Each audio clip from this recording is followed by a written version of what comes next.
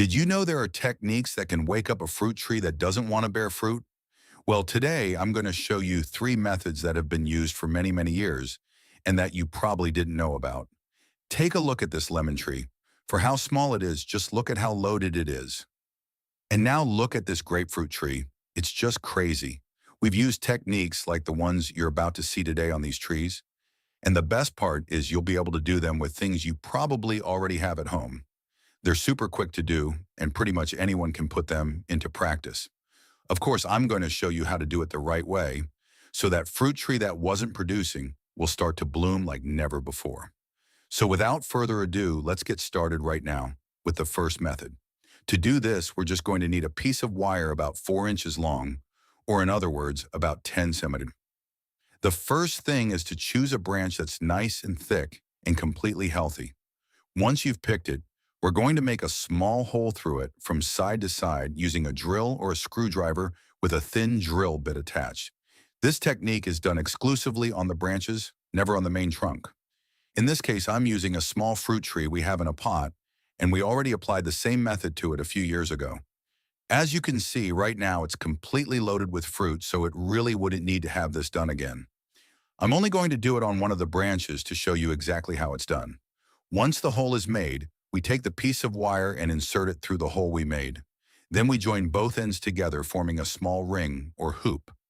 That ring is exactly what gives this method its name, the hoop method.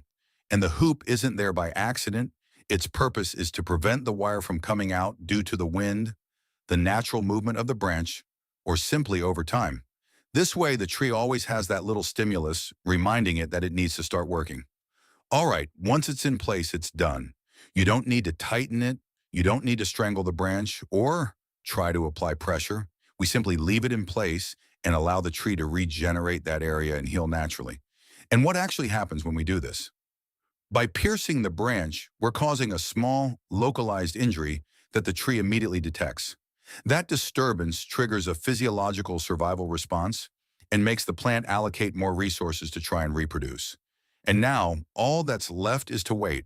From this point on, the tree will do its job. And if you followed all the steps, just as I showed you, you're going to see a bloom like never before and a surprising amount of fruit. But wait, because the next method is even simpler. You don't need drills, drill bits, or even wire, and yet it's still going to give you amazing results. The first thing is to choose a healthy branch that has a good thickness. Once you've found it, we're going to tie a rope near the tip of that branch and attach a small weight to the other end. That weight can be a bag filled with sand, soil, or any other material you have at home. The important thing is that it applies a constant downward force, but always gradually and without breaking the branch. With that small weight, we're going to slightly bend the branch and keep a constant tension on it. There's no need to bend it too much. In fact, the more natural the curve looks, the better. And what do we achieve with this? By changing the natural position of the branch and keeping that tension for a while, the tree interprets it as a significant change and responds by activating mechanisms related to flowering and reproduction. It's a very old technique that has been used for generations precisely to wake up those trees that only want to grow, put out leaves, and produce new branches, but seem to have forgotten how to bear fruit.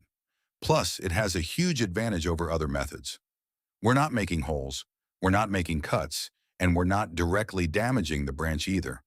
We're simply taking advantage of the tree's own physiology to send it a little signal that it's time to start producing. Of course, you shouldn't overdo it with the weight either. If you see that the branch is bending too much or is about to break, immediately reduce the load. We're not trying to push it to the limit here, but rather to keep a gentle and steady tension. And now, all that's left is to wait. The tree usually responds very quickly to this kind of stimulus, so it's important to apply these techniques about a month before the flowering season. Anyway, if you don't know when to do it in your area, let me know down below in the comments. Tell me where you're watching from and which fruit tree you're going to try it with, and I'll tell you the best time to put it into practice. Now let's move on to the third method, and this is probably the most well-known of all, although it's also the one most people get wrong out of lack of knowledge. It's called girdling. And before I show you how to do it, I want you to remember something very important. This method is always done on the branches, never on the main trunk. To do this, we're going to need a knife, a Stanley knife, or any cutting tool that's nice and sharp. The first thing is to choose a healthy branch with a good thickness. Once you've chosen it, we're going to make two circular cuts all the way around the branch, spaced about 1/4 of an inch apart, or in other words, about 5 mm. When those two cuts are done, simply remove the bark that's between them. And here's the key to the whole method. You don't need to go deep. You don't need to scrape the wood or touch the cambium. All we're removing is the bark.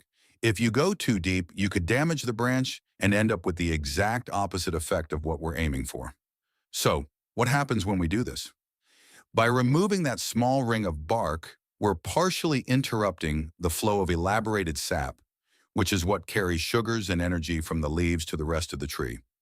As a result, all that energy starts to build up above the ring, and the tree uses it to do what matters most to it at that moment: reproduce.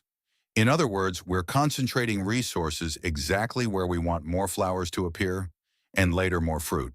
And the best part is that once the ring is made, you don't need to use any healing paste, cover the wound, or apply any product at all.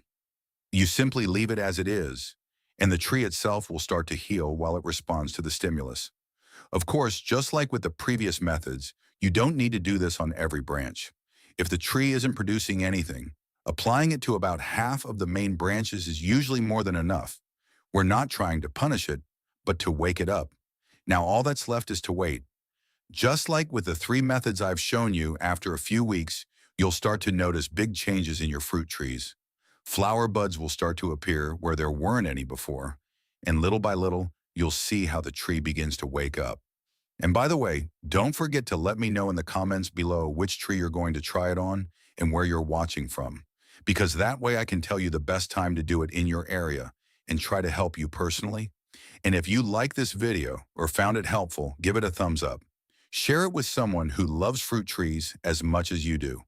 If these techniques change the way you look at your garden and help your trees flourish, please subscribe and like the channel.